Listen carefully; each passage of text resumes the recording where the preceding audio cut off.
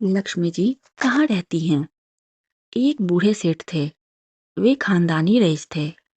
धन ऐश्वर्य प्रचुर मात्रा में था, परंतु लक्ष्मी जी का तो है चंचल स्वभाव। आज यहाँ तो कल वहाँ। सेठ ने एक रात को सपने में देखा कि एक स्त्री उनके घर के दरवाजे से निकलकर बाहर जा रही है। उन्होंने पूछा, हे देवी, आप कौन हैं? मेरे घर में आप कब आई और मेरा घर छोड़कर आप क्यों और कहाँ जा रही हैं? वह स्त्री बोली, मैं तुम्हारे घर की वैभव लक्ष्मी हूँ। कई पीढ़ियों से मैं यहाँ निवास कर रही हूँ, किंतु अब मेरा समय यहाँ पर समाप्त हो गया है, इसलिए मैं यह घर छोड़कर जा रही हूँ। मैं तुम पर अत्यंत प्रसन्न हूँ, क्योंकि जितना समय मैं तुम्हारे पास रही, तुमने मेरा सदुपयोग किया।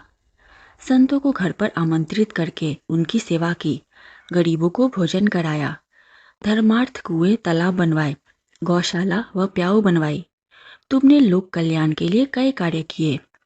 अब जाते समय मैं तुम्हें वरदान देना चाहती हूँ। जो चाहे मुझसे मांग लो। सेठ ने कहा, मेरी 4 बहुएं हैं, मैं उनसे सलाह मशवरा करके आपको बताऊंगा। आप कृपया कल रात को पधारें।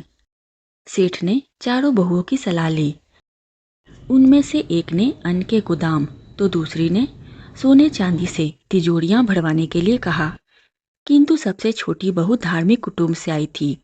बचपन से ही सत्संग में जाया करती थी। उसने कहा, पिताजी, लक्ष्मी जी को जाना है तो जाएंगी ही, और जो भी वस्तुएं हम उनसे मांगेंगे वे भी सदा नहीं टिकेंगी।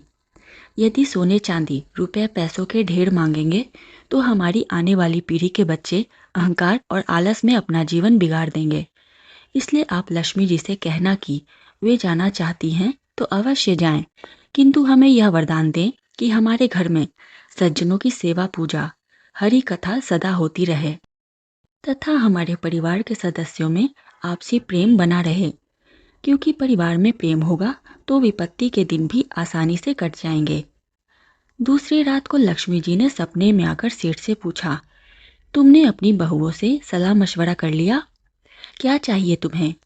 सेठ ने कहा, हे माँ लक्ष्मी, आपको जाना है तो प्रसन्नता से जाइए, परंतु मुझे यह वरदान दीजिए कि मेरे घर में हरि कथा तथा संतों की सेवा होती रहे और परिवार के सदस्यों में परस्पर प्रेम बना रहे। यह सुनकर लक्ष्मी जी चौंक गईं और बोली, यह तुमने क्या मांग लिया? जिस घर में हरि कथा और संतों की सेवा होती हो तथा परिवार के सदस्यों में परस्पर प्रीति रहे, वहाँ तो साक्षात नारायण का वास होता है।